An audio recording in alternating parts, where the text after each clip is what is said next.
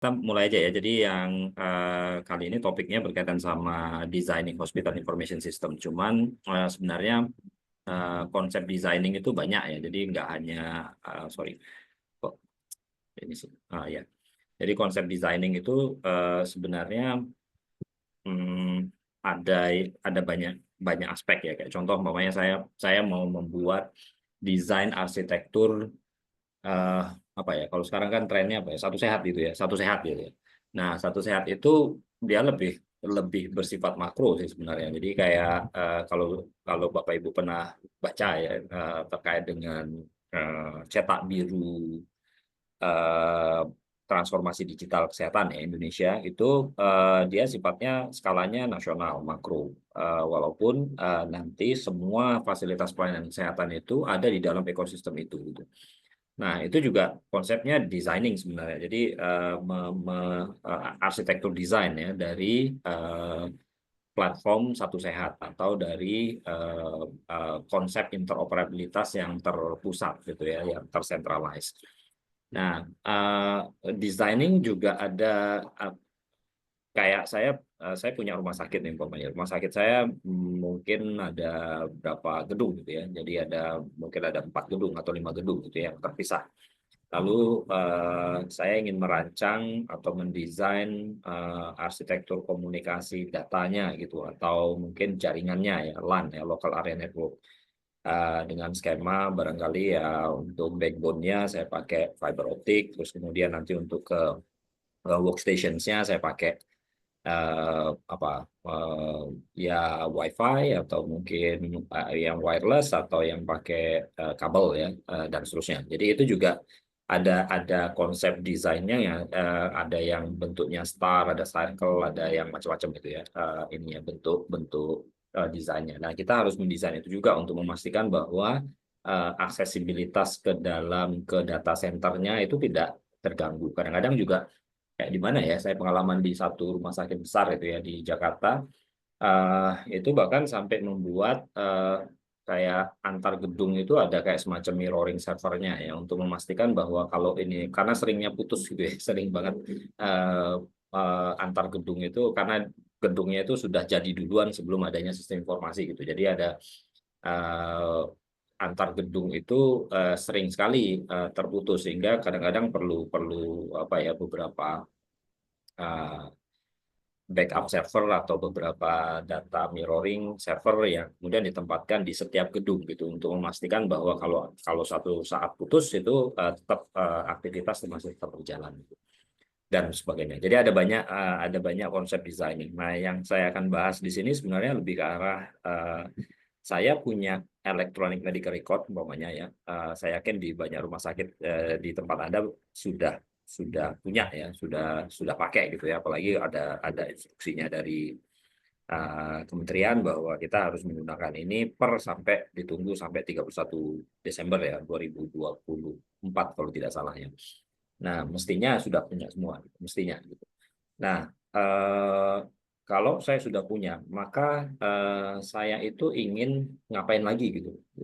Apa yang ingin saya kembangkan di dalam IMR saya dan untuk apa tujuan gitu. Nah, yang jarang banyak orang apa ya, banyak rumah sakit yang mungkin belum masuk ke sana ya. Mayoritas kalau kita lihat di banyak rumah sakit, kapan ya saya survei di beberapa studi satu sehat ya tahun lalu sekitar bulan Oktober November gitu ya kita melakukan studi di 6 provinsi terkait dengan penerapan satu sehat. Kita ke rumah sakit kemudian ke puskesmas rumah sakitnya pemerintah juga ada swasta. Eh, ini bulan Oktober ya tahun 2024 tahun lalu gitu.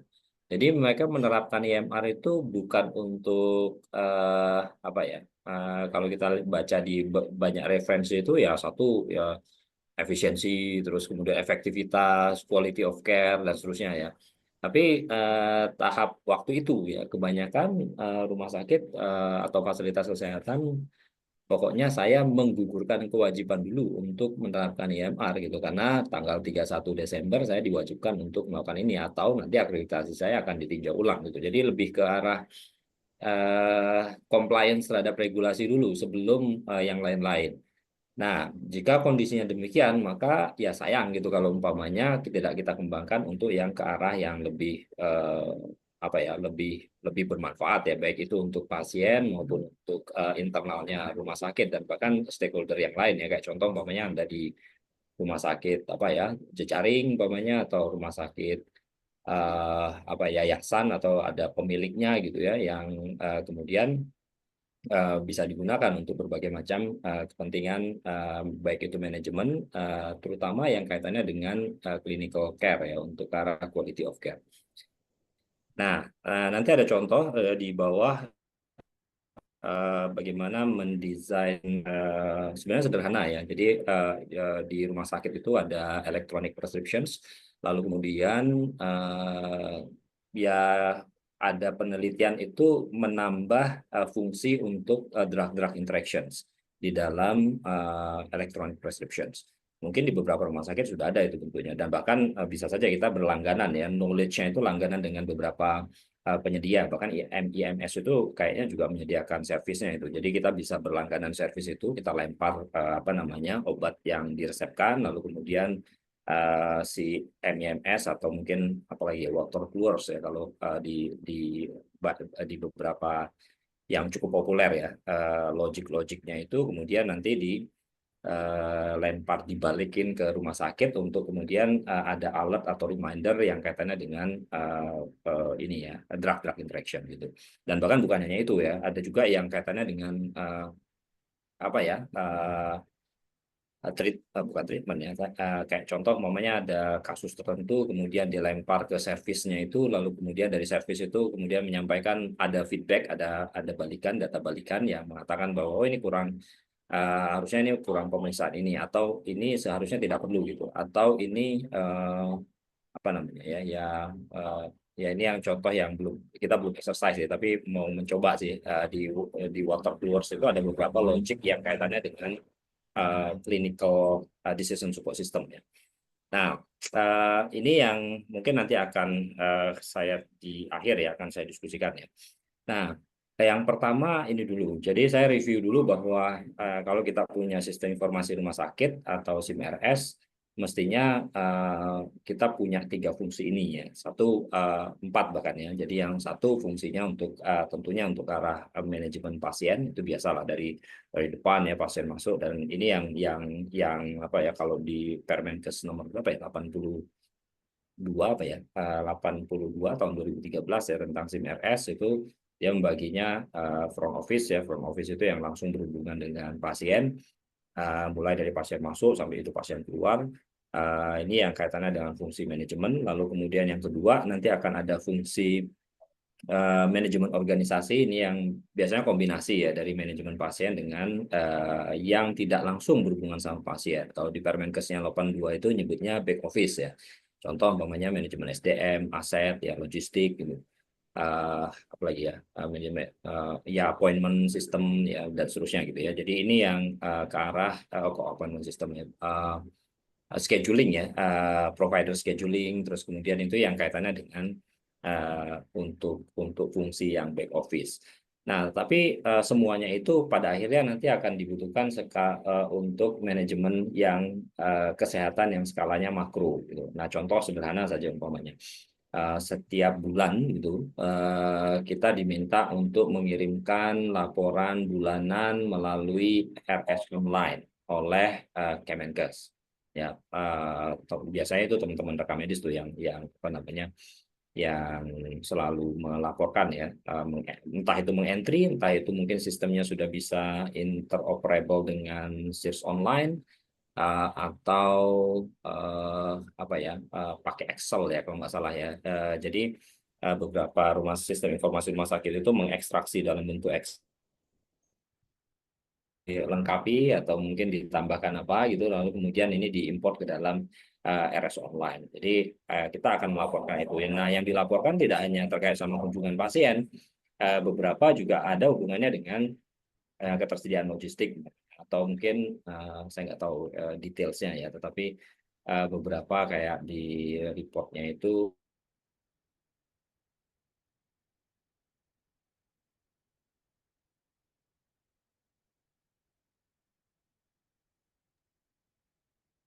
sendiri ya. Kalau dulu ada SDM, tiap 6 bulan sekali kita harus mengirimkan data SDM ya ke Dinas Kesehatan itu atau ke langsung ke Kementerian Kesehatan. Ini yang fungsi yang kaitannya dengan fungsi yang makro ya. Nah, ya pas zaman COVID dulu ya,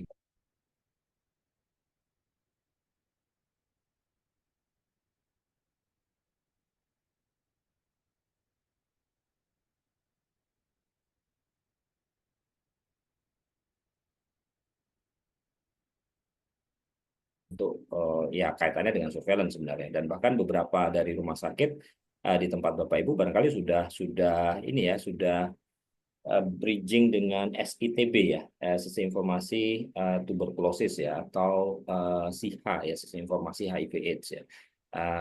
Ini kan juga sebenarnya dalam rangka untuk surveillance ya, surveillance penyakit atau untuk registry penyakit ya. Nah, ini fungsi-fungsi ini atau fungsi-fungsi yang tadi untuk fungsi-fungsi manajemen tadi, ini kemudian kita terjemahkan menjadi fitur-fitur yang ada di dalam sistem informasi rumah sakit atau RME lah. Sekarang trennya mungkin RME ya. Nah, lalu fitur apa saja sih sebenarnya yang apa ya, tanda kutip ya, yang kemudian nanti akan bisa berdampak bagi stakeholder ya. Kalau di mana di WHO ini tahun 2023 dia membagi apa ya, digital intervention itu untuk satu yang menyasar kepada pasiennya, lalu kemudian yang kedua menyasar pada providernya, yang ketiga yang menyasar pada untuk manajernya, lalu yang keempat itu kaitannya dengan data analitik. Jadi sudah masuk ke ranah analisis ya, analisis yang sifatnya advance. Contoh umpamanya prediktif analitik untuk memprediksi apa ketersediaan obat mungkin, atau memprediksi apa ya, mungkin tahun ini bulan apa nih, bulan ini April ya, bulan April udah masuk musim panas umpamanya. Kalau musim panas itu biasanya kasus yang sering banyak masuk gitu ke rumah sakit apa, lalu kemudian dialokasikan resource apa yang penting ya untuk memastikan bahwa pelayanan kesehatan itu tidak terganggu umpamanya. Ini fungsi-fungsi analitik yang ke arah prediktif ya. Bahkan sekarang mungkin beberapa rumah sakit sudah mulai masuk ke artificial intelligence ya. Ada yang langsung disediakan oleh alatnya. Sekarang kan sudah banyak ya alat-alat yang kemudian membaca image atau membaca apa ya, gelombang gitu ya, data digital gelombang kayak EKG gitu ya, untuk kemudian merekomendasikan bahwa ini ada gangguan atau tidak gitu. Beberapa barangkali melalui penelitian-penelitian yang sifatnya kecil-kecil ya, kayak contoh di Sarjito itu kayaknya ada tuh yang radiologi, terus kemudian image recognition ya, untuk memprediksi apakah ada gambaran abnormalitas pada gambar CT scan atau pada gambar uh, radiologi untuk kasus-kasus tertentu, untuk memprediksi apakah ini kasusnya mendukung untuk TB atau tidak, mendukung untuk apa gitu ya, dan sebagainya ya. Nah, dari sini sebenarnya kita sudah bisa melihat bahwa oh yang dibutuhkan oleh yang pertama yang kaitan person sini ya. Jadi yang untuk person itu artinya untuk pasien ya. Untuk pasien contohnya apa fiturnya? Kalau di sini mereka menyebutkan ada umpamanya appointment gitu ya, appointment system atau telekonsultasi ya. Sekarang juga populer telemonitoring ya, untuk dengan menggunakan wearable device, pasien pulang itu pasca operasi tapi langsung dimonitor secara jarak jauh ya oleh rumah sakitnya. Lalu kemudian kalau yang kaitannya dengan provider ya, healthcare provider, contoh di sini yang menarik barangkali apa ya, clinical decision support ya. Di sini ada prescription management, terus kemudian di dalamnya ada decision support system untuk drug interaction umpamanya, atau untuk alert atau reminder terkait dengan apa ya, kayak water coolers tadi ya, umpamanya wah ini kayaknya diagnosisnya ini data-datanya ini kayaknya kurang, uh, perlu pemeriksaan pemeriksaan tambahan ini umpamanya, dan seterusnya ya. Tapi ini barangkali ranahnya lebih ke arah klinikal ya, clinical decision support system gitu. Nah, kemudian yang ke arah manajemen ya tentunya mengarah pada analisis apa ya, yang key performance indicator. Saya nggak tahu kalau di rumah sakit Anda itu sudah punya ini belum ya, eh, eh, dashboard, tetapi dashboard yang mengarah pada quality of care. Contohnya apa ya? Contohnya ya, yang ada yang menarik itu sebenarnya dari apa ya, di Amerika, tapi udah lama ya, tahun 2010-an itu ada namanya meaningful use of EHR ya. Uh, jadi meaningful of use of EHR itu sebenarnya skema untuk insentif, memberikan insentif rumah sakit untuk menggunakan electronic medical record. Itu zamannya Obama dulu ya, Barack Obama. Nah, banyak orang yang untuk jadi gini, dia akan dapat insentif jika dia sudah memenuhi kriteria meaningful use of EHR. Nah, salah satu kriterianya itu adalah ini contohnya kriteria yang ke arah klinis ya, adalah seberapa bisa ya rumah sakit itu memantau pasien-pasien DM dengan HbA1c yang terkontrol. Atau seberapa mungkin rumah sakit itu memantau lagi ya, saya lupa ya indikator-indikatornya, itu ada banyak sih indikator, tapi lebih banyak lebih ke indikator-indikator klinis, umpamanya tercatat BMI-nya gitu. Terus kemudian apa ya, kalau tensi ada nggak ya, saya lupa ingat itu. Jadi ada banyak kriteria meaningful use yang kemudian dipakai untuk memonitor apa ya, pelayanan kesehatan yang ada di fasilitas kesehatannya. Jadi tidak hanya satu atau dua pasien, tetapi secara keseluruhan ya. Dan ini juga menjadi indikator yang kemudian bisa digunakan untuk klaim mendapatkan insentif dalam penerapan RMA yang mengarah pada meaningful use itu. Nah, di sini apa ya, kalau dari fungsi manajemen mungkin kalau yang sekarang ya barangkali ya tempat Bapak Ibu barangkali sudah ada juga ya untuk melihat ya jumlah kunjungan, kalau di SIRS versi 6 yang baru sekarang itu eh, apa ya, length of stay gitu ya, average length of stay apa, dan beberapa parameter-parameter yang sifatnya mungkin nggak mengarah pada quality of care tadi gitu ya. Mungkin belum mengarah pada situ ya. Nah, sehingga bisa saja ini satu apa ya, kalau kita sudah pakai EMR tadi, walaupun awalnya adalah untuk pemenuhan terhadap kewajiban tadi ya, tapi manfaatkan itu untuk yang mengarah pada quality of care ya. Termasuk fungsi-fungsi yang data analitik tadi. Nah, sebenarnya kalau kita lihat EMR itu juga satu apa ya, satu fit, ya bisa dibilang ini produk yang sudah mature ya. Kalau menurut Ventura Scanner 2017 ini ya silakan dicek ya di lapangan ya. Mungkin kalau EMR itu ada berapa, lebih dari 300 atau 400 produk yang beredar di Indonesia. Dan semua produk itu kalau kita lihat fiturnya ya mirip-mirip sebenarnya, nggak ada. Paling yang berbeda adalah ya tadi yang umpamanya yang ada yang pakai barcode, umpamanya ada yang pakai apa ya, fitur-fitur aksesorisnya ya yang berbeda ya. Ada yang mungkin menggunakan eh, sistem apa namanya ya, sekarang biometrik barangkali untuk identifikasi pasien, atau yang lain-lain ya. Tetapi secara fitur mungkin sama ya antara satu dan yang lainnya. Pada prinsipnya adalah yang pertama melakukan pelayanan pasien, dan mungkin di situ akan ada back office-nya juga. Dan mungkin di beberapa tempat barangkali sudah mulai masuk ke data analytics ya, yang itu terhubung dengan berbagai sistem lain di luar atau interoperabilitas. Nah, kalau WHO sendiri menyebutkan bahwa setidaknya ada 3 fitur ya yang penting ya untuk EMR. Jadi kalau kita awalnya barangkali ke arah sistem informasi manajemen rumah sakit yang lebih ke arah fungsi manajemen organisasi, sekarang udah mulai masuk ke arah fungsi manajemen pasien yang mengarah pada quality of care.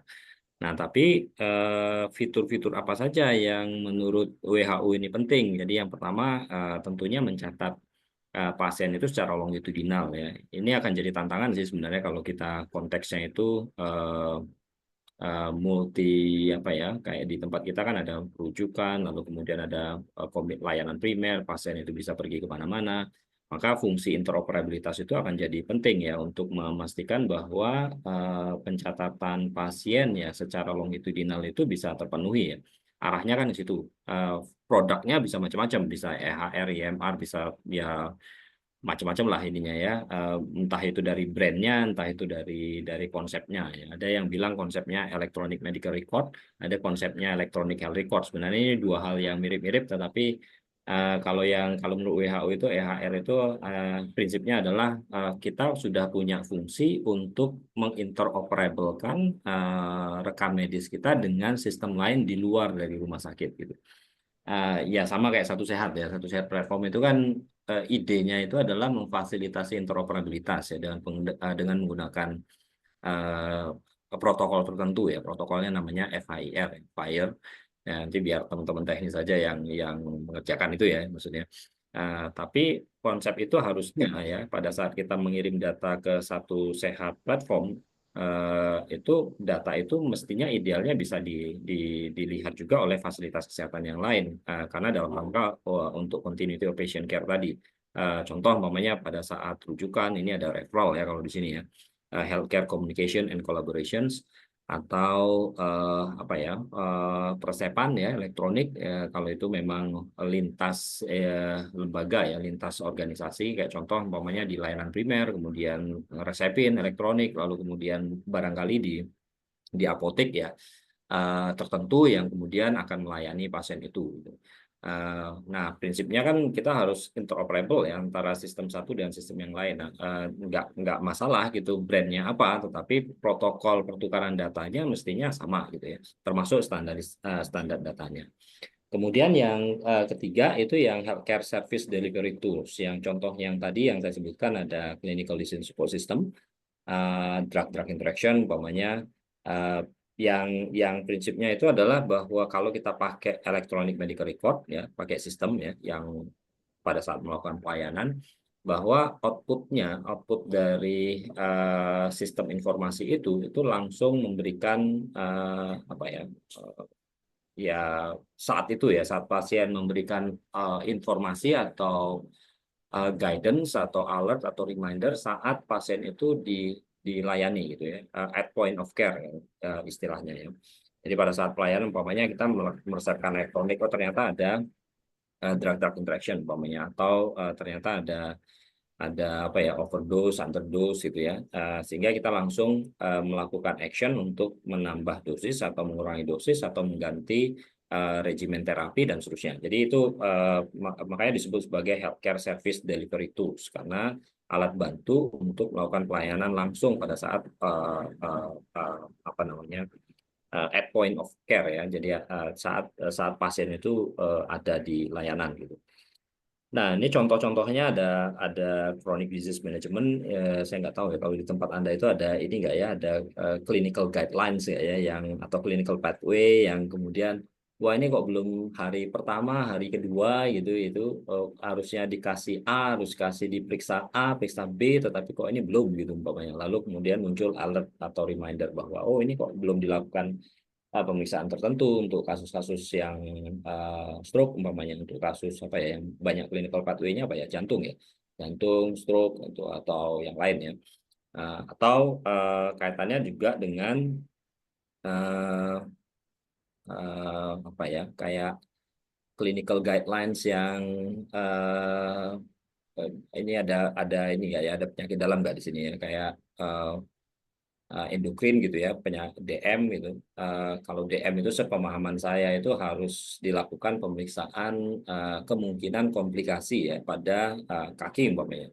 Dalam 12 bulan terakhir apakah sudah melakukan screening terhadap kemungkinan komplikasi itu atau belum gitu. Jadi kalau belum ya dimotivasi pasiennya untuk melakukan screening umpamanya terkait sama itu dan seterusnya. Jadi ada banyak knowledge yang kemudian knowledge kesehatan yang kemudian dimasukkan ke dalam sistemnya dalam rangka untuk si providersnya agar mengikuti ya clinical guidelines atau sifatnya itu uh, apa ya, supporting pelayanan klinis pada saat at point of care. Ini yang dimaksud healthcare service delivery tools. Nah, sekarang mungkin sudah teknologinya udah banyak ya, jadi ada konvergensi digital, bahkan beberapa sumber data yang kaitannya dengan pasien itu juga berasal dari pasien gitu. Kita pernah melakukan uji coba gitu ya di layanan primer gitu, dengan menggunakan jam pintar smartwatch.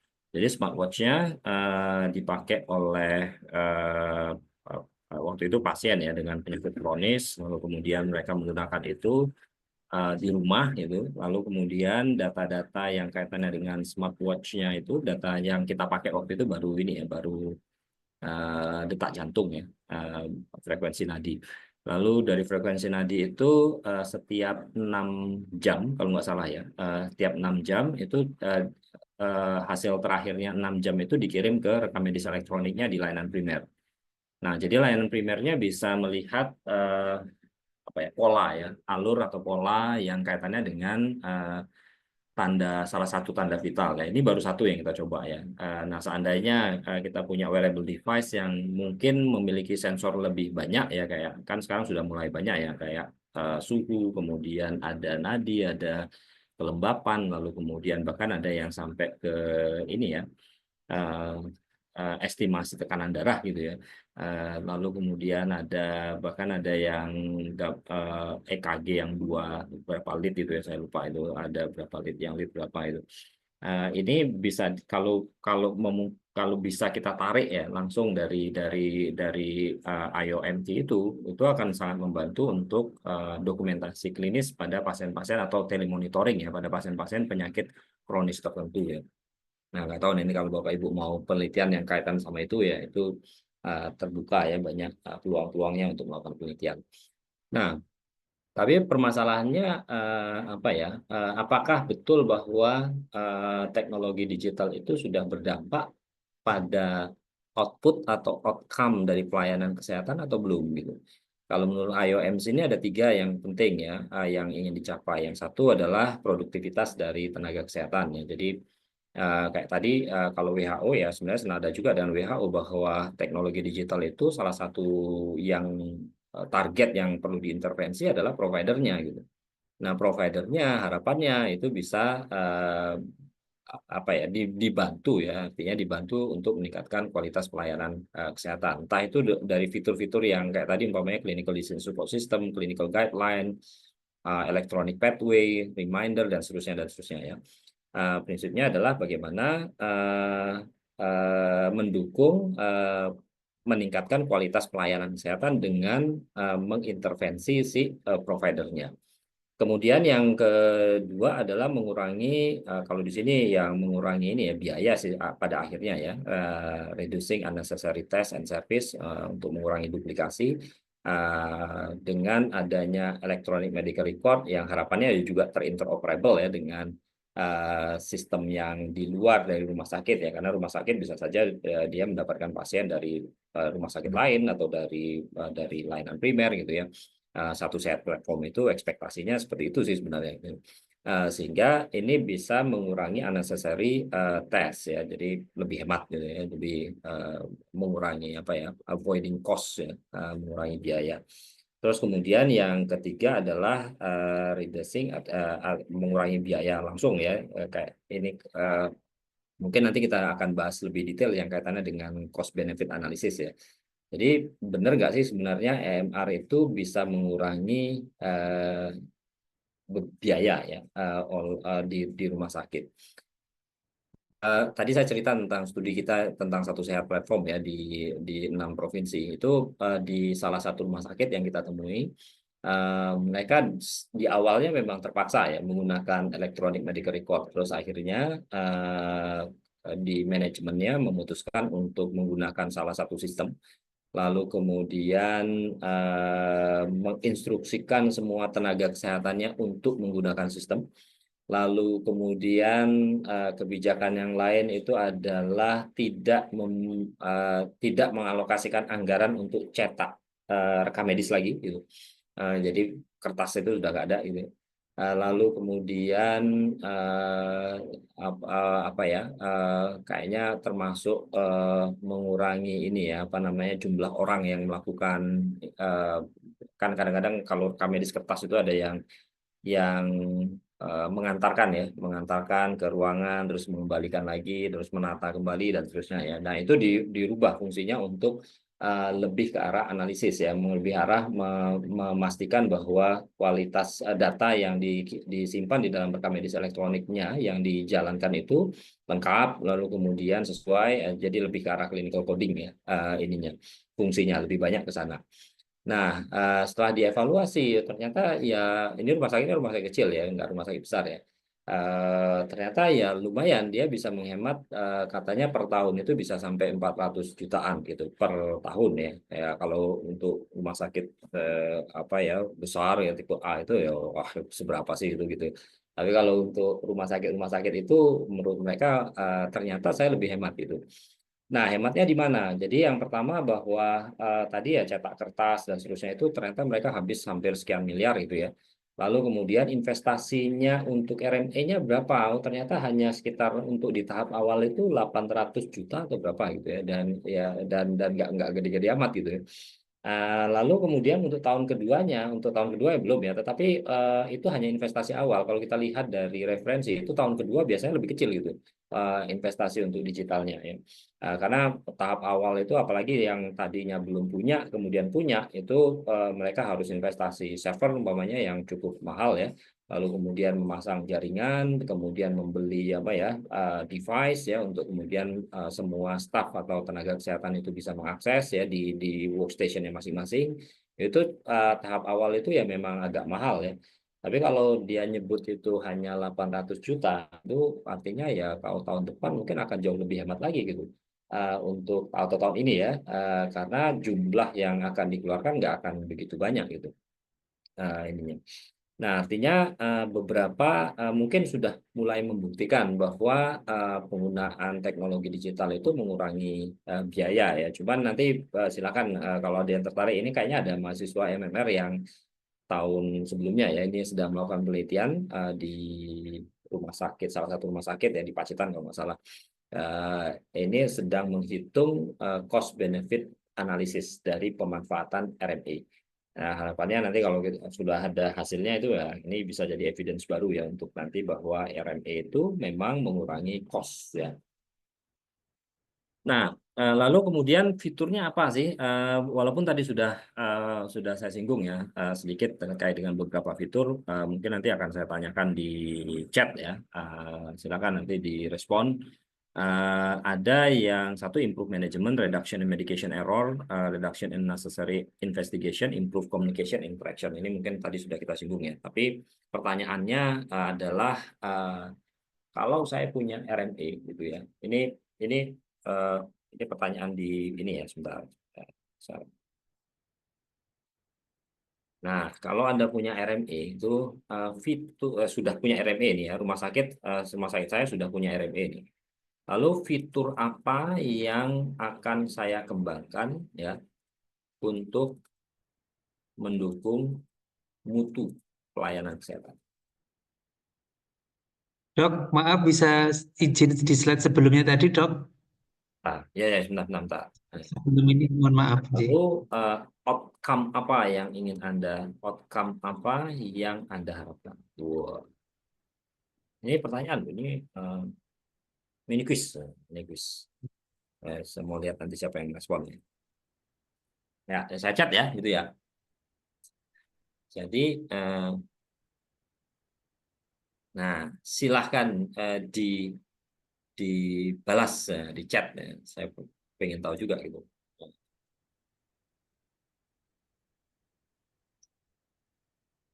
Jadi ada dua ya. Jadi kayak, saya mau fitur ini, outcome yang saya harapkan adalah ini gitu, kira-kira gitu. Waduh, ya, ya. Nggak, fiturnya apa dulu gitu loh. Fiturnya apa, lalu kemudian outcome-nya apa gitu, yang ingin diharapkan.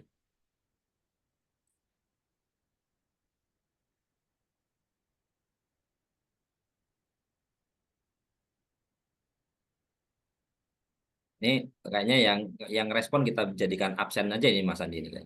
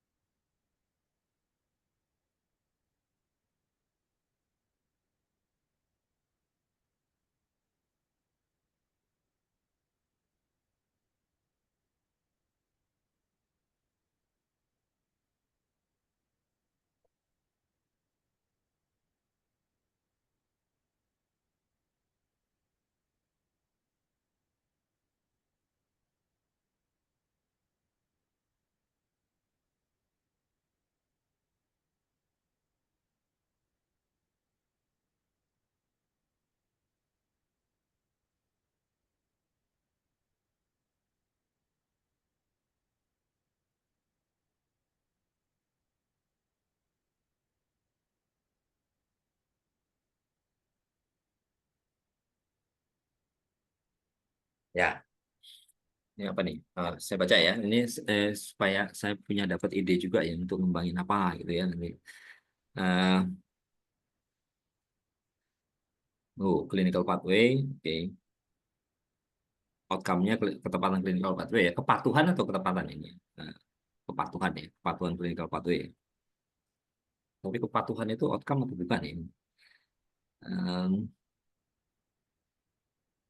Pelaporan budaya, oke. Efisien, anggaran lebih efisien, presisi, safety ya. Eh, kalau saya sebagai teknisi ya, teknisi programmer gitu ya. Bapak Ibu kan direktur nih. Kalau direktur kadang-kadang kan instruksinya itu abstrak gitu ya. Jadi pokoknya saya ingin lebih efisien gitu.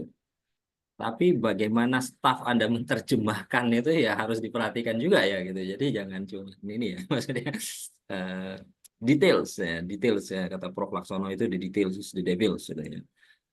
Hmm, Pelaporan indikasi mutu ya pelaporan lebih ke arah ini ya, lebih ke arah untuk monitoring key performance indicators ya. Eh, Insiden keselamatan, fitur query tarikan data lengkap ya. Ini juga untuk lebih ke arah ya outputnya, outcome-nya itu ke arah manajemen ya. Oke, AI ya AI tapi yang AI yang mana gitu.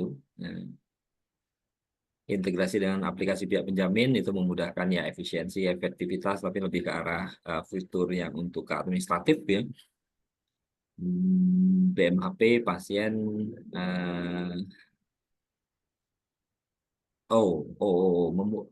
ini ya ini bagaimana IMR itu bisa membuat dokter-dokternya itu bisa mencatat dengan mudah ya pada RME. Wah, ini menarik. Ya, karena ada yang ini nih sekarang kita sedang penelitian kaitannya dengan text recognition gitu ya. Ya, nanti mungkin di standar dan interoperabilitas bisa kita diskusikan ya.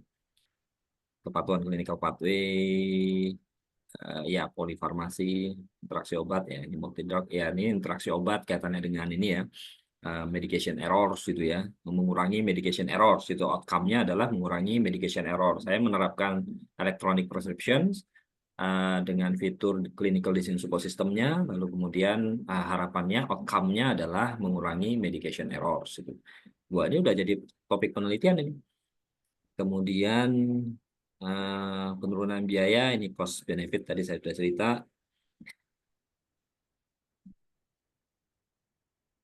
JD itu apa ya? Tahu? Ya, oke. Ya, eh, banyak ide ya sebenarnya ya. Tapi kalau saya baca dari idenya tadi itu lebih banyak ke outputnya ya. Jadi saya nggak tahu ya definisinya yang output outcome itu menurut Anda apa ya. Tapi kalau saya melihatnya itu lebih ke arah outputnya. Kayak contoh umpamanya output itu apa ya? Saya pakai sistem informasi, tapi kemudian laporannya atau dashboardnya kelihatan gitu umpamanya.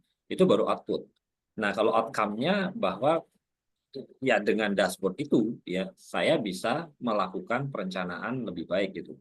Atau saya bisa mengurangi umpamanya yang tadi apa ya kalau kaitan sama obat tadi ya. Obat-obat yang slow moving gitu ya dikurangi gitu ya. atau pada saat kita mengalokasikan anggaran untuk membeli barang atau membeli itu, ya kita membeli yang memang betul-betul yang fast moving gitu, atau yang sering digunakan atau dan seterusnya gitu ya. Nah, itu yang mungkin perlu dibedakan ya antara saya ngembangin fitur untuk membantu Anda bekerja atau untuk memberikan dampak pada pekerjaan Anda gitu. Ya, ini suatu hal yang berbeda ya. Jadi yang kita harapkan sebenarnya dampaknya tadi, outcome-nya gitu. Kalau hanya sekedar membantu kita bekerja, ya itu baru sebatas pada output sebenarnya ya, belum sampai ke outcome itu. Oke. Nah, jadi untuk membuat itu gitu ya, idenya kan tadi banyak, ada efisiensi dan sebagainya itu ya. Untuk membuat itu kita perlu mendesain gitu ya. Jadi seperti yang saya sampaikan di awal bahwa desain itu banyak gitu ya. Tapi yang akan saya fokuskan yang warna biru ini, bahwa saya umpamanya ya, saya sebagai programmer ya, umpamanya di rumah sakit Anda gitu ya. Saya harus bisa menerjemahkan tadi efisiensi yang Anda maksud itu apa gitu. Dengan mengeksplorasi lebih dalam lagi, ini dengan melakukan contoh umpamanya, oh saya harus melihat, mengakses situasi yang tidak efisien itu yang mana sih sebenarnya gitu. Atau saya harus melihat tadi ada dashboard umpamanya, Bapak Ibu menyebutkan bahwa oh saya ingin dashboard analitik yang untuk eksekutif gitu. Tapi kan saya nggak tahu tuh, saya sebagai programmer atau saya yang apa namanya, yang latar belakangnya bukan manajemen, latar belakangnya itu adalah IT gitu, atau barangkali ya artinya ini ya, yang nggak tahu apa yang Bapak atau Ibu manajemen atau manajer atau direktur rumah sakit mau informasi apa yang ditampilkan di dashboard itu gitu. Nah, sehingga saya perlu mengeksplorasi itu gitu. Mengeksplorasi kaitannya dengan kebutuhan dari manajer tadi gitu. Nah, sehingga ada prosesnya di situ. Ada proses untuk melakukan analisa kebutuhan, mengidentifikasi informasi yang diperlukan di dalam dashboard tadi, lalu kemudian memetakan sebenarnya ini transaksinya di mana sih sebenarnya, transaksi datanya maksudnya ya. Nah, transaksi datanya itu ada di fitur yang mana? Apakah mulai dari pasien datang tadi meregistrasikan gitu? Contoh sederhana umpamanya, direkturnya pengen ini, saya pengen tahu gitu, eh, pasien saya yang berkunjung ulang ya, artinya ini ya loyal tanda kutip ya, loyal gitu ya. Loyal, yang paling loyal itu ada di daerah mana sih sebenarnya? Ada di kecamatan mana sih umpamanya? Karena saya ingin melakukan apa umpamanya kegiatan sosial di situ gitu umpamanya. Nah, umpamanya begitu.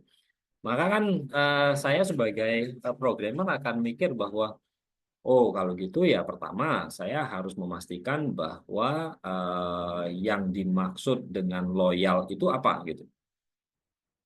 Loyal itu artinya dia pasti revisit ya, kunjungan ulang ya. Penyakit apapun dia akan datang ke rumah sakit itu gitu, akan kedatang fasilitas kita gitu. Terus untuk datang situ artinya ada lebih dari satu kunjungan ya dalam 1 tahun. Kalau itu dikatakan loyal. Kemudian yang kedua, dia di kecamatan mana? Karena tadi mintanya kecamatan kan. Kecamatan mana? Berarti saya harus di dalam sistem registrasi saya, admission saya, atau mungkin apa ya, data sosiodemografi pasien yang saya catat di dalam sistem saya harus mengindikasikan adanya kecamatan yang wajib diisi gitu. Jangan sampai nanti petugas pendaftarannya nggak pernah ngisi itu. Jadi alamatnya di mana Bu? Oh di mana di Bantul gitu umpamanya. Yang dicatat kan hanya Bantul saja. Padahal Bantul itu kabupaten, bukan kecamatan gitu. Susah kalau umpamanya apa namanya direkturnya minta kecamatan mana, tapi yang dicatat oleh petugas pendaftarannya hanya sebatas pada kabupatennya gitu. nggak bisa kita ekstraksi datanya ke arah situ. Jadi nanti yang dimarahin siapa? Yang dimarahin ya orang IT-nya. Kok nggak bisa gitu kamu menghasilkan jumlah pasien per kecamatan yang loyal gitu ya. Padahal masalahnya itu bukan di situ. Gitu. Masalahnya itu ada di entriannya yang nggak komplit gitu umpamanya dan seterusnya. Jadi ada banyak sehingga pada saat Bapak Ibu kan yang pengen kan Bapak Ibu direktur ini kan. Jadi sehingga pada saat kita mau menginformasikan yang saya butuhkan, nah itu jangan sampai hanya satu kalimat gitu ya, atau bahkan satu kata. Oh saya pokoknya ingin mencapai efisiensi. Wah jangan itu, tapi harus detail. Jadi ya apa yang tidak efisien, lalu kemudian kita identifikasi secara bersama-sama ya di rumah sakit, lalu kemudian mengajak tim-timnya IT-nya barangkali ya ikut diajak ya, karena harus tahu insight-nya bagaimana, sehingga dia mampu untuk menerjemahkan di mana saya harus melakukan query atau mengolah informasi atau datanya tadi untuk menghasilkan informasi yang mengarahkan pada bahwa oh ini saya sudah efisien, saya belum efisien, oh ini saya dan seterusnya gitu ya. Ya. Jadi yang butuh itu manajer tapi yang mengerjakan tim IT-nya ya. Ini mungkin saya ini kan ini ya saya lewati saja ya bahwa tadi sudah ya di front office, back office itu ya. Bedanya di mana kalau front office itu yang kaitannya dengan pasien langsung, kalau yang back office itu yang tidak langsung ya. Biasanya ini pakai sistem-sistem yang berbeda nih di rumah sakit. Kayak contoh umpamanya kayak sistem akuntansi, terus kemudian manajemen logistik itu beda-beda tuh. Nah, sehingga mengapa kok kita ada konsep EMR itu adalah Electronic Medical Record sebenarnya bukan hanya berkaitan sama front office-nya ya EMR itu memang tujuan utamanya untuk ini, tetapi konsepnya itu kalau menurut WHO tadi adalah bahwa kita mampu untuk mengolah datanya internal ya interoperability ya antar satu sistem dan sistem yang lain di dalam satu rumah sakit lalu kemudian memanfaatkannya untuk berbagai macam kepentingan baik itu untuk ke arah clinical ya clinical intelligence atau ke arah manajemen atau business intelligence ya. Nah, ini tadi yang saya singgung terkait dengan desain infrastruktur dan jaringan ini STAR ya bentuk jaringan desain jaringan STAR. Mungkin nggak usah ya saya lewati saja. Lalu kemudian yang kalau tadi umpamanya ya Bapak Ibu minta saya pokoknya mau bikin apa ya fitur dashboard untuk eksekutif gitu ya. Maka proses yang akan dilakukan oleh tim IT-nya itu adalah satu dia akan melakukan need assessment proses desain ini ya. Lalu bisa saja sistem selection ya. Sistem selection ini kalau ini sebenarnya need assessment, system selection ya, kemudian implementation planning, testing and quality assurance ini sebenarnya proses-proses yang kalau dia uh, nggak punya sistem gitu umpamanya ya. Saya belum punya dashboard gitu ya. Lalu kemudian saya ingin menambahkan fungsi dashboard di dalam sistem informasi rumah sakit saya. Saya bisa saja memilih atau menggunakan sistem yang sudah jadi, makanya namanya sistem selection gitu ya. Kan banyak ya aplikasi-aplikasi bisnis intelligence ya kayak Tableau, umpamanya apalagi ya yang berbayar gitu ya, yang kemudian bisa langsung mengkoneksikan dengan database-nya yang ada di rumah sakit, lalu kemudian membuat apa namanya analisis fitur yang analisis atau dashboard yang menarik tadi itu. Atau sebenarnya saya bisa saja mengembangkan gitu ya, mengembangkan apa ya sistem informasinya secara mandiri atau modul lah tadi ya, modul dashboard eksekutif tadi secara mandiri. Nah proses penyusunan itu nanti akan ada lagi gitu proses penyusunannya. Jadi ada makanya tadi di sini ada sistem development life cycle ya. Jadi ini konsep lama sebenarnya, tetapi sekarang banyak pendekatan-pendekatan metodologi yang rapid assessment, terus agile development, ada macam-macam metodologi, tapi ya secara umum itu ya sistem development life cycle. Jadi ada proses untuk menganalisa kebutuhan, lalu kemudian membuat apa namanya diagram konteks, membuat ini sampai kemudian sistemnya itu jadi. Nah, yang menjadi concern saya bukan menjadi concern ya, artinya menjadi kontribusi Bapak Ibu, saya kira di sebagai manajemen itu adalah di sini nantinya di atas. Gitu. Jadi pastikan bahwa requirements-nya yang tadi umpamanya yang disebutkan efisiensi, terus kemudian di apa ya, tadi kepatuhan terhadap apa indikator mutu ya tadi ya, atau kepatuhan terhadap atau kepuasan pasien, lalu kemudian kepatuhan terhadap clinical pathway dan seterusnya tadi itu bisa eh, eh, eh, apa ya bisa ditampilkan ya di dalam dashboard. Nah, baru kemudian nanti akan dipikirkan bahwa eh, apa namanya yang akan dilakukan ya oleh orang-orang IT itu adalah kalau itu berhubungan sama kalau dashboard eksekutif tadi, let's say bahwa dashboard eksekutif itu menggambarkan performa rumah sakit untuk setiap unit-unit layanannya, umpamanya ya. Berarti kan kita harus memastikan bahwa setiap unit layanan indikator yang mau dipakai apa gitu. Contoh umpamanya rawat jalan. Kalau rawat jalan itu apa ya indikatornya? Ya? Key performance indicatornya apa? Hmm, apa? Jumlah jumlah kunjungan, maksudnya sih? Tunggu, Apa? waktu tunggu layanan, Dok. Oh, waktu tunggu. Ya, waktu tunggu. Waktu tunggu layanan. Nah, kita ambil saja contoh waktu tunggu layanan ya. Nah, waktu tunggu layanan, saya perlu waktu tunggu layanan mau menghitung dari pasien masuk sampai pasien keluar, lalu kemudian membreakdown itu per unit layanan di mana dia singgah gitu, umpamanya begitu. Maka ini RMI-nya sudah jadi nih gitu, Bang. Sudah diterapkan. Maka saya perlu memastikan bahwa katakanlah waktu tunggu dia di bagian pendaftaran berapa menit, waktu tunggu dia di uh, uh, poliklinik berapa menit, waktu tunggu dia di farmasi berapa menit ya, atau waktu tunggu dia di lab itu di penunjang medis itu berapa lama gitu. Maka kan sistem informasinya harus bisa mengeksekusi kapan dia startnya, kapan dia end-nya di setiap unit itu gitu. Biasanya kalau kalau kalau di secara teknis dia pakainya timestamp ya, ada jadi setiap transaksional, setiap klik itu ada timestampnya. Jadi contoh umpamanya pasien datang nih mendaftar baru ini, lalu kemudian melakukan pendaftaran, lalu kemudian melakukan mengambil nomor antrian ya, nomor antrian diambil. Nah, pas ngambil nomor antrian dia mencet nomor antrian itu tersimpan timestampnya, kapan jamnya, sampai kemudian dia dipanggil di bagian pendaftaran. Gitu.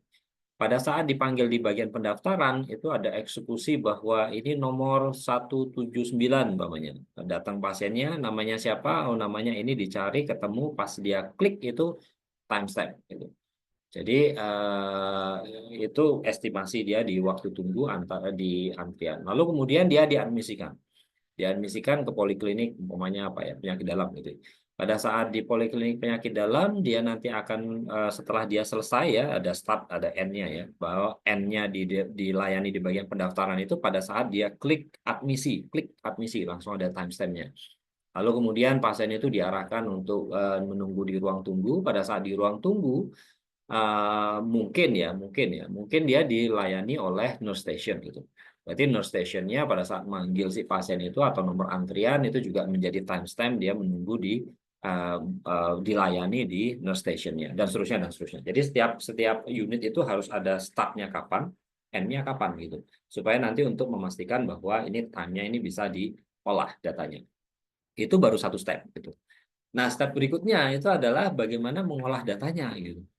Ya kan, mengolah datanya itu berarti si programmer harus bisa mikir bahwa wah ini alurnya seperti ini, maka timestamp yang akan saya ambil tuh yang ini, yang ini, yang ini, yang ini, yang ini gitu.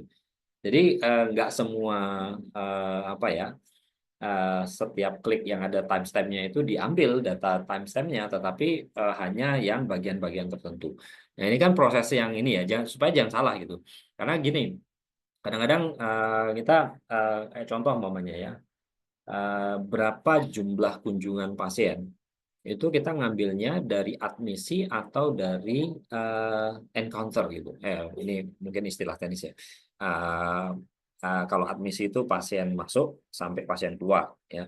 Tapi kalau pasien masuk tetapi dia mendapatkan layanan poliklinik, terus kemudian dari poliklinik itu dirujuk ke laboratorium, dari laboratorium itu kemudian kembali ke poliklinik lagi, dari poliklinik itu kemudian oh ternyata dia butuh tindakan minor, lalu kemudian di ruang tindakan minor, dari tindakan minor lalu kembali ke klinik lagi, lalu kemudian setelah itu dia ke farmasi. Nah, kadang-kadang kita perlu gini, berapa sih jumlah kunjungan pasien sama berapa sih utilisasi dari unit layanan gitu. Jadi kan satu kunjungan pasien bisa saja dia menggunakan unit apa ya unit layanan sekaligus gitu ya. Apalagi kalau paket ya paket tanda kutip ya mungkin paket apa ya paket pelayanan penyakit kronis gitu ya. Oh dia poliklinik penyakit dalam terus ke saraf terus kemudian ke mana lagi ya mungkin mata barangkali ya dalam satu sekaligus ya dalam satu admisi gitu. Nah kita mau melihat kunjungan atau kita mau melihat utilisasi dari layanan gitu. Ini kan akan berbeda kan. Jangan sampai umpamanya tenaga apa ya tim IT-nya atau cara kita menarik datanya itu salah gitu karena yang mau dilihat utilisasi tetapi yang dilihat hanya admisi. Ya, direkturnya pengennya lihatnya utilisasi. Saya mau lihat utilisasi unit layanan saya gitu. Bahkan per poliklinik kalau perlu gitu. Untuk melihat mana sih yang Pak yang contoh makanya saya mau mengembangkan apa layanan rawat jalan lagi gitu. Kira-kira rawat jalan yang mana yang harus saya kembangkan kan saya harus melihat utilisasi dari masing-masing unit layanan itu. Tetapi si orang IT-nya dia hanya mengambil dari admisi pertama kali pasien itu di ditempatkan di mana gitu. Jadi kan kalau admisi itu kan oh dia first appointment-nya mungkin di penyakit dalam gitu. Jadi hanya ngambil itu saja. Ya keliru gitu. Karena yang lain nggak hitung gitu. Nah, ini yang apa namanya? Yang mungkin harus apa ya? Kata ya itu ya the detail is the devil ya. Jadi detail-detail itu yang harus bisa diterjemahkan gitu ya oleh tim IT. Makanya proses sistem analis itu menjadi penting untuk memastikan bahwa kebutuhan dari direkturnya, kebutuhan dari dashboard eksekutif itu betul-betul sesuai dengan karakteristik dari alur layanan yang ada di rumah sakit. Jangan sampai itu salah gitu ya. Jadi hanya yang diambil hanya admisinya saja gitu. Nah, ini contoh-contoh ini saya lewati aja ya. Mungkin ini sebenarnya contoh-contoh bagaimana menerjemahkan user requirements ya. User requirements itu tadi umpamanya Bapak Ibu mau membuat dashboard eksekutif ya. Lalu apa ya? Nggak cukup hanya satu kalimat gitu, kira-kira gitu ya. Dan ini harus dieksplorasi lagi bahwa oh ternyata dashboard eksekutifnya harus menampilkan A, B, C, D, E. A itu dihitung dari apa dengan apa, B itu bagaimana cara tanda kutip ya definisi operasionalnya apa, kalau memang itu adalah sebuah indikator yang ada nominator denominatornya, maka itu nominatornya apa, denominatornya apa gitu. Jangan sampai keliru gitu untuk menghasilkan output informasinya dan seterusnya dan seterusnya. Jadi detailsnya itu harus diterjemahkan lagi ya. Kemudian ini contoh-contoh saja bahwa ini kalau di Hospital Information System dari satu artikel, tapi ini konteksnya adalah dia ingin membeli atau ingin menggunakan sistem informasi rumah sakit, lalu kemudian dia ya namanya juga ini ya membeli ya. Kalau membeli itu kan pilihannya kan banyak gitu ya. Mereknya kan banyak. Kalau mereknya banyak berarti saya harus menentukan kriteria yang kaitannya dengan yang saya butuhkan. Bahkan ini harus apa namanya bisa integrasi dengan sistem yang existing, lalu kemudian bisa apa ya ada hak rule based access rules gitu ya. Jadi ada hak akses yang berbeda-beda antar tenaga kesehatan yang menggunakan sistem. Lalu kemudian ada apa lagi ya user friendly, tampilannya menarik gitu ya. Terus kemudian dan ada fitur-fitur yang membantu untuk klinis ya itu contoh ya contoh-contoh parameter-parameter yang kemudian digunakan untuk memilih satu sistem informasi ya. Dan seterusnya. Jadi ini ini lebih umum ya. Kalau menurut saya lebih umum ya. Kalau yang paling bawah ini contohnya umpamanya bahwa sistem database-nya harus mengacu pada standar SNOMED City dan ICD-10 itu ya. Ini yang requirement-nya satu sehat ini termasuk salah satunya. Ini contoh-contoh saja. Saya lewati saja. Nah, jadi mana sih ini? Oke. Nah, ini contoh lagi kaitannya dengan fitur ya, bahwa fitur-fiturnya ada medication list, discharge summary, ini electronic medical record yang kaitannya dengan clinical documentation, test and imaging result, computerized provider order entry, mungkin saya yakin Bapak Ibu mungkin sudah ada semua nih ya. Tapi saya nggak tahu ya kalau problem list ini ya, problem list itu jarang sih sebenarnya. Kemudian kalau mau didetailkan lagi, umpamanya contoh, umpamanya nursing assessment gitu ya. Nursing assessment itu mengacu pada standar apa ya biasanya kalau perawat itu ya, NIC, NOC itu ya, nursing interventions, NIC, lupa saya ininya panjangannya. Terus kemudian ada clinical decision support system, ada drug interactions, reminder, alerts ya, reminder dan seterusnya. Ini mungkin saya lewati saja diagram konteks ini yang biasanya dilakukan oleh tim ya IT bahwa untuk memastikan bahwa sistem informasi rumah sakitnya itu siapa sih nanti aktor-aktor yang nanti akan menggunakan. Setiap aktor itu nanti akan melakukan apa, itu ada anak panah yang ke HIS itu, lalu kemudian dari HIS itu, dari Hospital Information System akan memberikan informasi apa gitu ya. Ini biasanya dilakukan dalam rangka untuk melakukan sistem analis and design ya. Kemudian ini juga sama presentation layers, business logic layer, data management layers. Ini kaitannya dengan presentation layer itu adalah user interface, lalu kemudian business logic layer itu kaitannya nanti dengan bagaimana database itu nanti akan apa ya, terhubung ya dengan database table-table itu terhubung, lalu kemudian yang data management layer itu bagaimana apa ya, data itu kemudian nanti diolah gitu ya.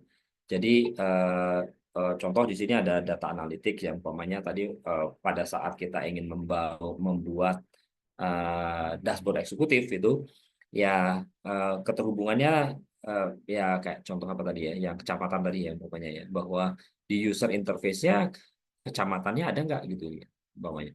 Lalu kemudian ini disimpan di mana, di table yang mana. Dari table ini baru kemudian pada saat saya ingin melakukan data analitik, saya melakukan apa namanya query tertentu bahwa saya jelas bahwa saya akan mengambil table yang ini gitu, table yang ini dengan field yang ini gitu, untuk memastikan bahwa ini benar gitu, untuk memastikan bahwa apa ya, itu bisa dikalkulasi ya. Contoh tadi berapa sih jumlah pasien yang loyal itu berarti dia yang kunjungannya dalam tahun ini lebih dari 5 kali umpamanya ya. Query-nya kan gitu. Jadi saya ngambil di table visit itu ID yang sama muncul lebih dari 5 kali gitu. Lalu kemudian dia di kecamatan mana. Jadi saya mengquery. Hasilnya sebenarnya sederhana sih. Hasilnya barangkali hanya sekedar apa ya. Di kecamatan ini jumlah pasien yang loyal ada 1.000 gitu. Kecamatan ini jumlah pasien yang loyal ada 3.000 gitu. Jumlah ini dan seterusnya. Hasilnya sebenarnya sederhana, tetapi proses query-nya itu sangat tergantung dari sistem transaksionalnya gitu. Dan bagaimana data itu disimpan di dalam database. Nah, ini biasanya yang dilakukan oleh teman-teman IT ya.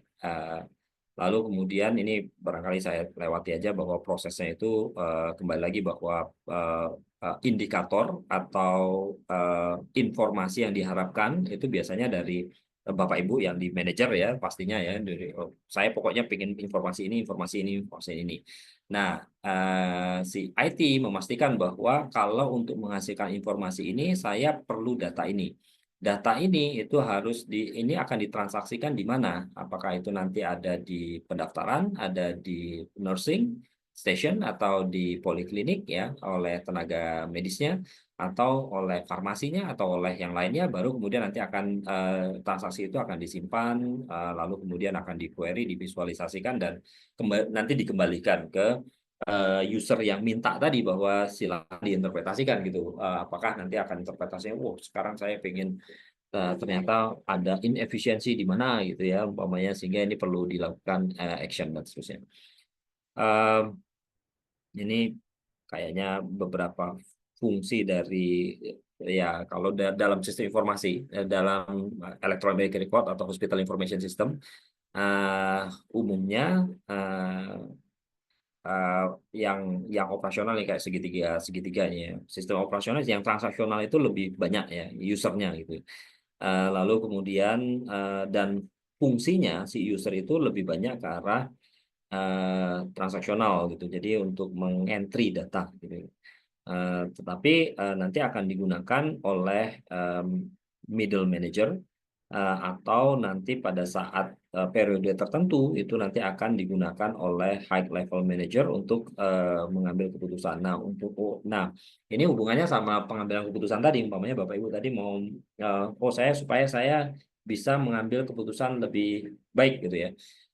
Sebenarnya ada dua ini ya, ada yang sifatnya itu operasional ya, pengambilan keputusan yang sifatnya operasional atau bahkan klinikal ya.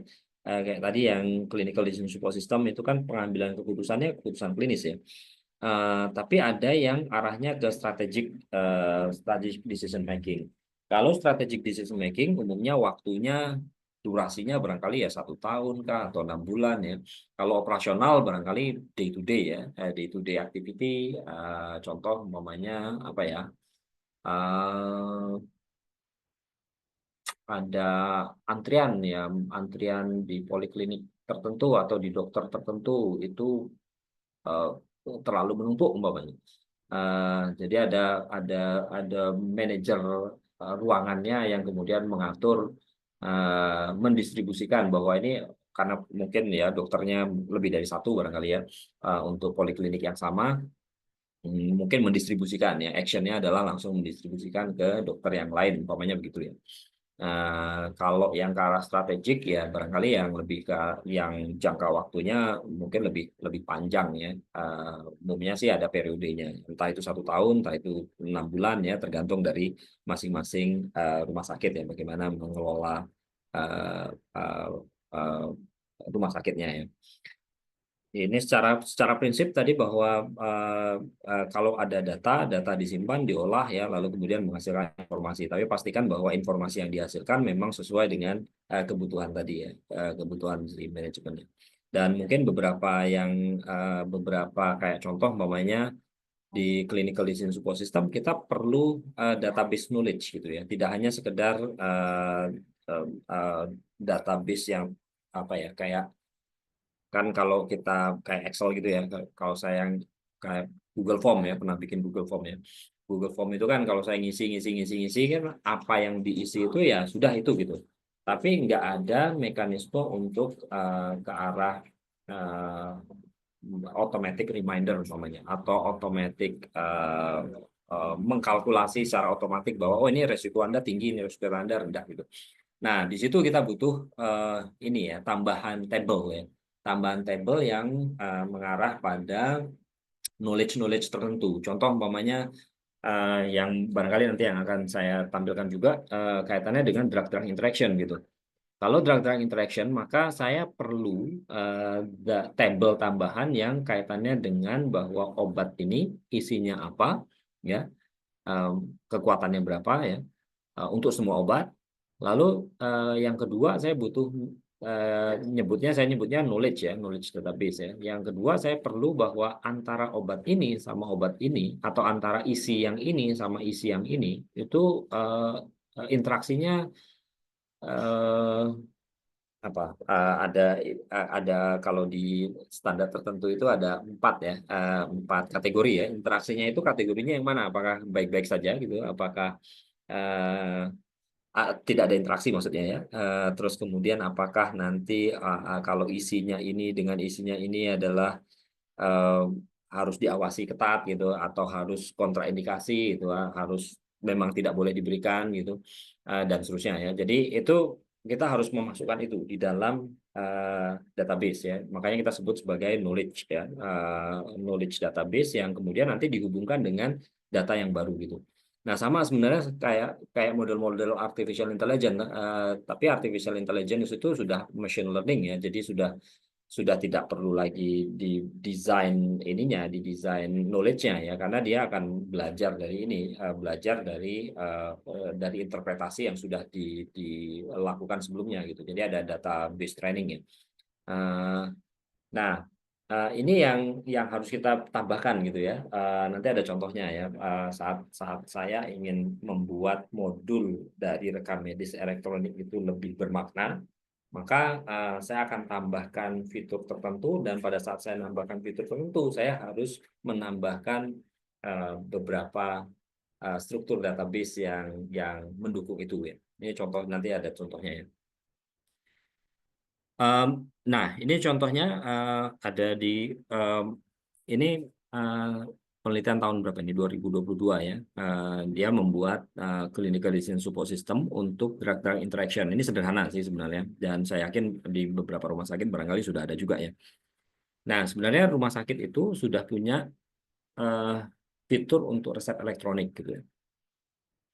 Nah, resep elektronik itu alurnya gitu, kalau di secara umum ya, bahwa ini ada pasien datang, lalu kemudian dokternya melakukan persiapan obatnya kemudian nanti apakah obatnya itu obat yang racikan atau itu nanti obat yang satuan ya, tanda kutip ya.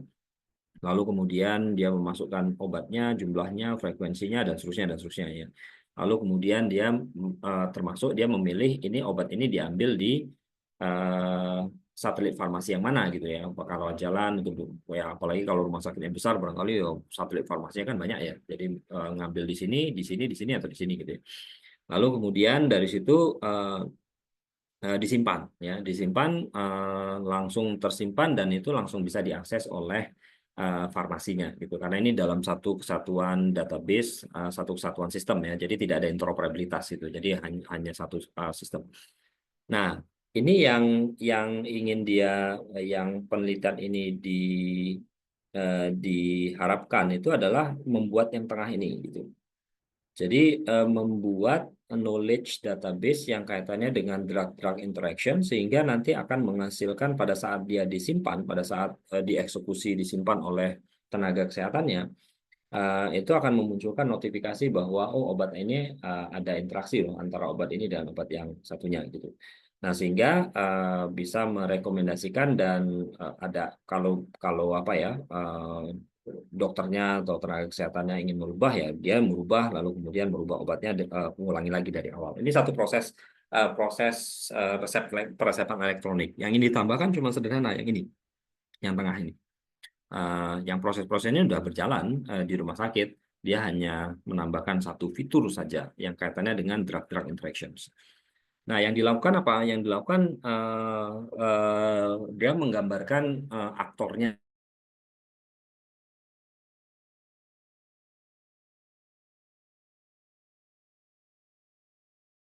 Ternyata di rumah sakit itu beberapa dokternya belum sampai menggunakan resep elektronik, baru menggunakan kertas, lalu kemudian yang memasukkan data obatnya itu adalah si farmasinya atau petugas farmasinya gitu.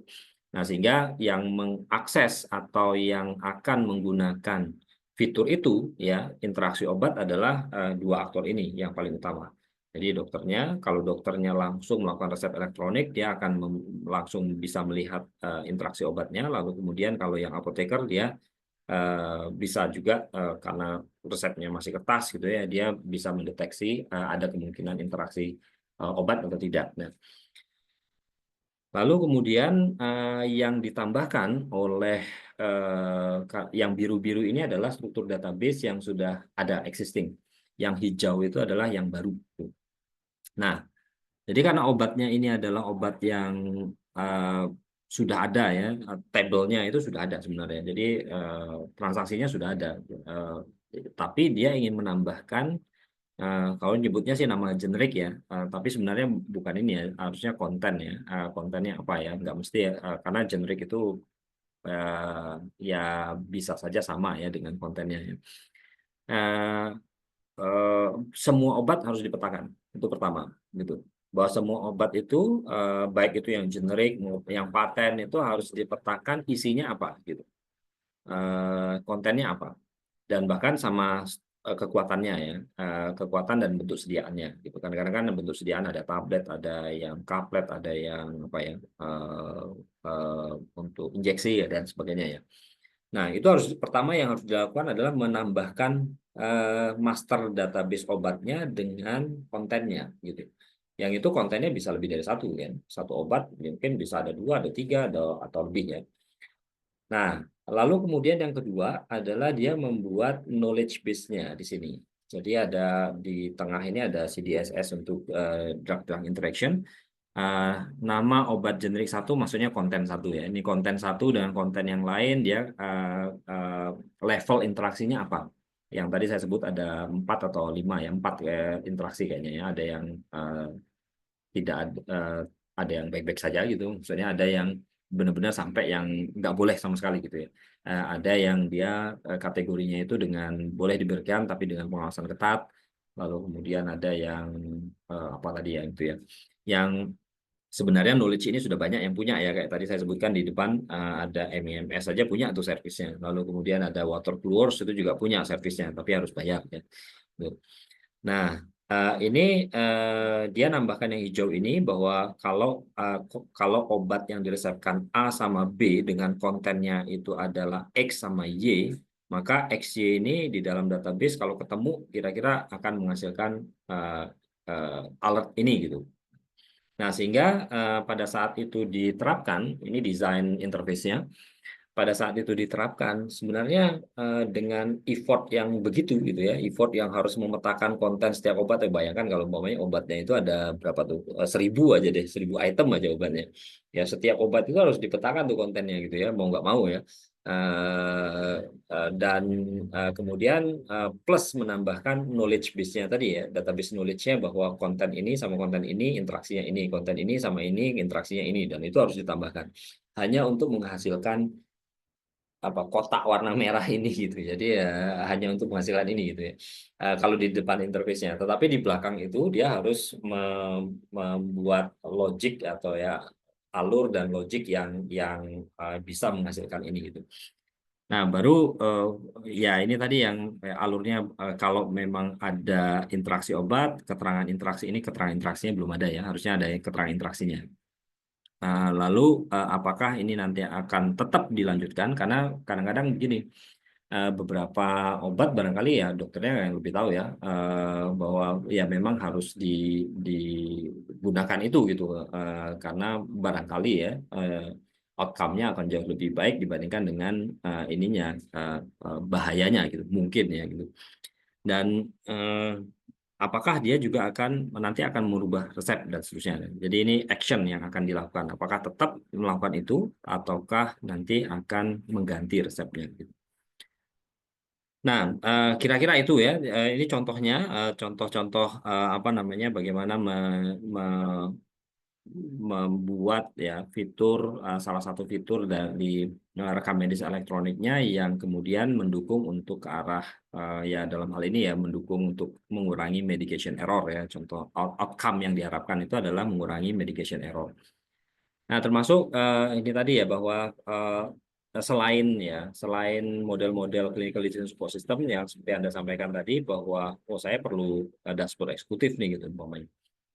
Di mana dashboard eksekutif itu bisa saja kombinasi dari beberapa bentuk data ya, yang saya belum singgung tadi kaitannya dengan visualisasi, karena visualisasi itu juga harus hati-hati ya, karena gini, kayak contoh umpamanya ya, kayak apa ya, ini biasanya di public health ya, antara jumlah absolut sama kalau indikator itu ada 4 ya, ada 4 tipe ya, ada jumlah absolut, ada proporsi ya, ada rasio, ada rate ya.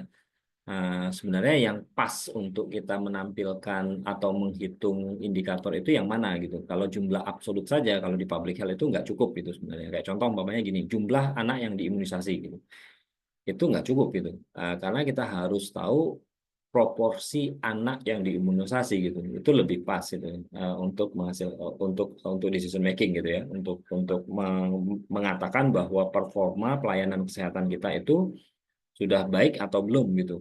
Nah, ini juga yang harus apa ya, pada saat kita mau membuat dashboard eksekutif itu jangan sampai informasinya itu hanya jumlah absolut tadi gitu ya. Mungkin kurang kurang kurang pas ya, kayak kayak apa ya, ini yang saya kritisi itu eh, satu sehat platform gitu ya. Satu sehat platform itu salah satu dashboardnya itu menyebutkan bahwa oh kita sudah kapan itu ya, tahun berapa itu ya, saya lupa, itu mungkin 1 tahun yang lalu gitu, bahwa dari laporan yang satu sehat itu kita sudah mengumpulkan data 1,7 juta data gitu. Wah, ini besar banget ya, 1,7 juta. Tapi itu hanya angka absolut ya, 1,7 juta itu ternyata kalau di BPJS itu 1,7 juta itu per hari gitu. Jadi waktu itu gitu ya. Jadi ya sebenarnya nggak cukup gitu. Artinya mengindikasikan bahwa jumlah jumlah yang eh, data terkirim dari fasilitas kesehatan ya nggak banyak-banyak amat gitu ya. Karena jumlah fasilitas kesehatan kita ada puluhan ribu gitu. Sehingga kalau yang terkirim ke satu sehat 1,7 juta ya nggak banyak amat gitu. Jadi nah sehingga perlu denominator bahwa 1,7 itu dari berapa fasilitas kesehatan gitu. Per fasilitas kesehatannya berapa sih gitu, data yang terkirim. Jangan-jangan dengan 1,7 juta itu per fasilitas kesehatan hanya ngirim 5 tuh gitu ya, nggak mungkin ya pelayanan hanya 5. Itu contoh saja ya. Jadi contoh, kalau saya ingin menampilkan visualisasi atau analisis ya lihat ininya, definisi operasionalnya. Jangan sampai kita hanya menampilkan eh, eh, sangat dangkal ya ininya ya, informasinya ya, bahwa hanya sekedar apa ya, jumlah absolut itu sebenarnya kadang-kadang nggak cukup ya. Oke, ya paling ini ya yang bisa saya sampaikan. Yang pertama bahwa satu, bahwa kita tahu cakupan dari sebenarnya sistem informasi di rumah sakit itu lumayan besar ya.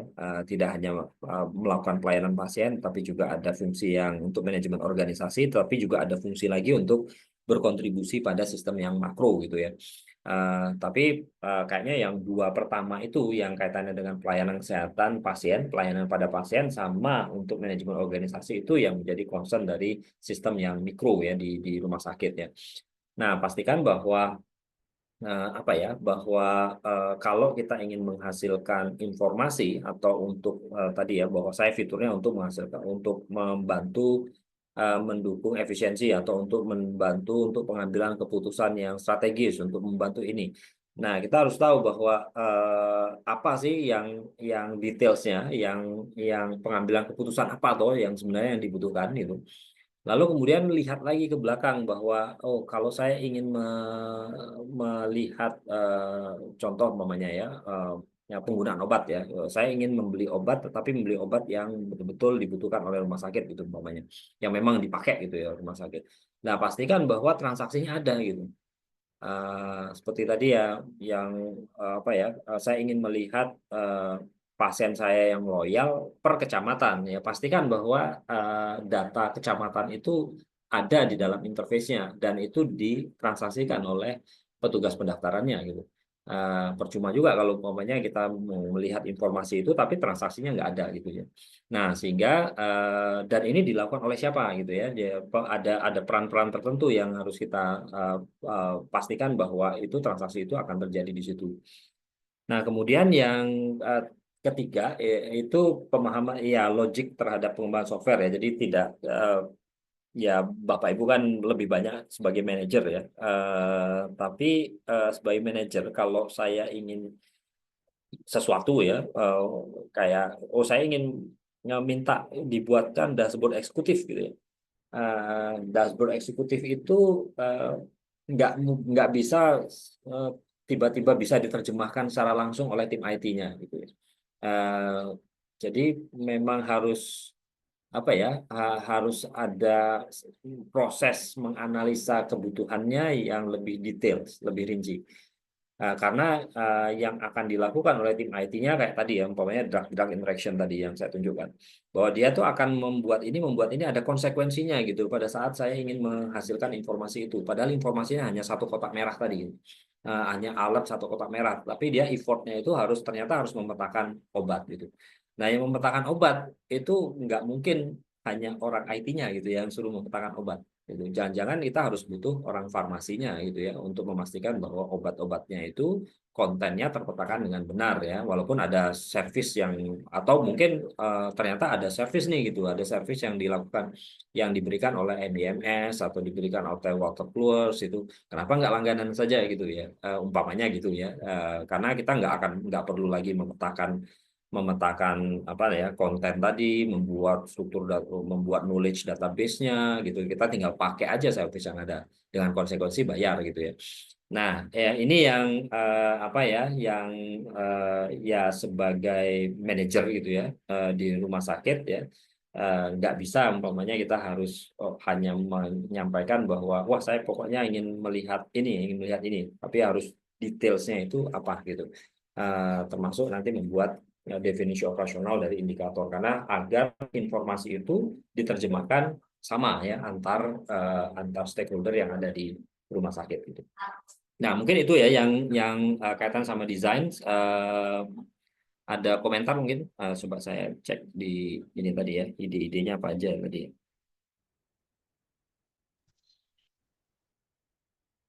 Oh, digital signature. Eh, Iya, eh, ya, saya komentar yang terakhir ini aja ya. Ini Pak Andreas ini ya, ada digital signature ya. Digital signature itu kalau di mana ya, di rumah sakit gitu ya. Sebenarnya untuk apa gitu? Digital signature. Gini, saya cuman jangan apa ya, effortnya besar tetapi manfaatnya kecil gitu, maksudnya gitu ya. Eh, ya memang ada sih yang bahwa apa ya butuh tanda tangan dokter gitu ya. Tanda tangan dokter, tanda tangan basah gitu ya atau apalah itu ya untuk klaim umpamanya ya, untuk klaim. Eh, Digital signature itu kalau kalau yang tersertifikasi ya, tersertifikasi kita harus langganan dong gitu. Dan langganannya nggak murah gitu. Untuk ini walaupun ada boleh juga sih digital signature yang tidak tersertifikasi kan ada dua di peraturannya transaksi data elektronik itu per Kominfo ya di Kominfo itu sebenarnya digital signature itu ada dua, satu yang tersertifikasi sama yang dua yang tidak tersertifikasi. Kalau yang tersertifikasi itu memang harus dikeluarkan oleh lembaga yang terdaftar ya yang diakui lah kira-kira gitu. Uh, uh, dan itu ada proses pendaftaran dan bahkan berbayar ya. Tapi yang tidak tersertifikasi itu contohnya yang kalau kita pakai tanda tangan digital yang gambar gitu ya, pakai pakai apa pad gitu itu. Nah, itu yang tidak tersertifikasi gitu. Nah, pertanyaannya apakah kita sampai butuh untuk tersertifikasi gitu? Eh, Jangan-jangan enggak gitu, jangan-jangan enggak ya. Atau jangan-jangan sebenarnya digital signature kalau untuk klaim tadi ya, klaim tadi jangan-jangan itu bisa tergantikan dengan print out yang kemudian ditandatangani basah oleh dokternya gitu. Yang itu lebih lebih sederhana gitu ya, tanpa harus apa ya digital signature gitu.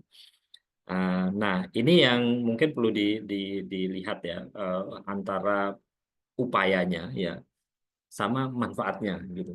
Karena ini ada pengalaman soalnya di beberapa rumah sakit itu, waduh itu untuk mendapatkan apa ya eh,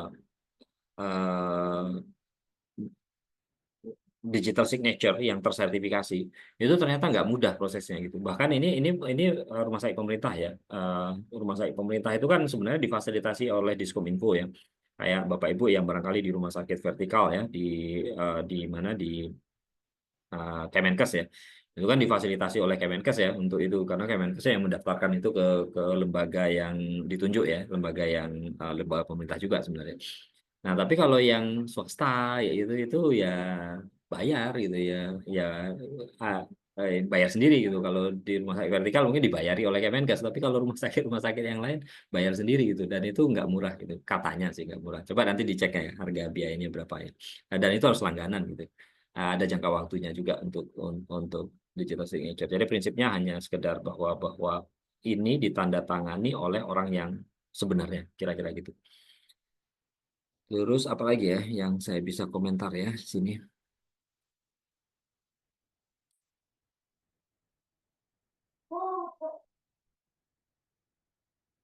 Ah, Iya, kayak clinical decision support system itu banyak. Tadi salah satu contohnya itu ya drug-drug interaction. Tapi ada juga yang ke arah em, kayak clinical condition ya, kayak contoh umpamanya gimana ya? Diagnosis kehamilan gitu. Diagnosisnya hamil itu. Hamil itu kodenya apa ya? Kode ICD-nya ya. Em, itu dengan kalau ada terdiagnosa itu lalu kemudian ada obat-obat tertentu kan kontraindikasi ya mungkin ya. Atau ya mungkin Bapak Ibu yang klinis yang tahu ya. Itu bisa kita buat gitu. Atau apa ya saya contohkan lagi itu umpamanya dengan hasil pemeriksaan penunjang mungkin ya. Kayak apa ya angka ureum, kreatinin ya. Kalau tinggi itu kan kalau tidak salah ya mengindikasikan ada ada kondisi masalah ginjal gitu ya umpamanya. Padahal ada beberapa obat yang banyak obat itu diekspresikan lewat ginjal. Nah, mungkin itu harus dikurangi dan seterusnya. Jadi kita tidak hanya knowledge-nya itu tidak hanya obat dengan obat, tetapi juga dengan kondisi klinis. Nah, kondisi klinis itu direpresentasikan oleh apa gitu? Bisa hasil lab, bisa diagnosis ya, atau tadi bisa problem list tadi ya, ada problem list, ada apa ya? Mungkin pemeriksaan-pemeriksaan yang lain ya, kayak apa lagi ya? Hati ya, fungsi hati kayak gitu ya, dan seterusnya dan seterusnya. Jadi banyak sebenarnya yang bisa dikembangkan ya. Tapi kembali lagi bahwa itu membutuhkan knowledge kesehatannya, knowledge kedokterannya. Gitu. Dan nggak mungkin kalau kita umpamanya kita serahkan 100% ke teman-teman IT-nya, ini malah bingung ya. Nanti apa nih yang mau saya bikin gitu. Jadi kayak kayak tadi yang drug-drug interaction itu yang memetakan obat itu farmasinya gitu. Dibantu oleh tim ya tentunya ya. Jadi bahkan kalau Bapak Ibu melihat kamus farmasi alat dan alat kesehatan ya KFA ya standarnya Kemenkes itu bisa dipakai ya. Itu sudah terpetakan tuh ini ya kontennya. Jadi sebenarnya kita tinggal pakai aja selama kita memetakan itu ke KFA ya dan bisa narik ininya ya narik struktur datanya ya untuk setiap obat gitu. Itu memudahkan ya dari sisi teknis untuk memetakan itu gitu. Ya, mungkin itu. Ada komentar barangkali dari Bapak Ibu? Saya sambil melihat yang lain, monitoring polifarmasi.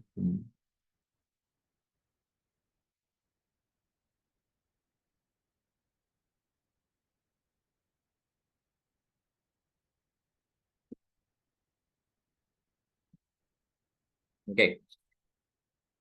Ya menarik ya idenya. Banyak clinical pathway ya sama AI. Monggo nanti kalau umpamanya ada yang tertarik untuk mengembangkan di rumah sakitnya, bisa dengan konteks penelitian ya. Clinical pathway ada beberapa yang clinical pathway yang penelitian kalau beberapa angkatan sebelumnya ya. Tapi lebih ke melihat kepatuhan ya, belum sampai dia memanfaatkan itu untuk clinical decision support system gitu. Baik, mungkin saya kira itu dulu yang bisa saya sampaikan. Kita ketemu lagi di lain waktu ya. Selamat sore. Assalamualaikum warahmatullahi wabarakatuh. Waalaikumsalam. Oke, terima kasih Selamat dok. sore, Dok. Terima kasih, Dok.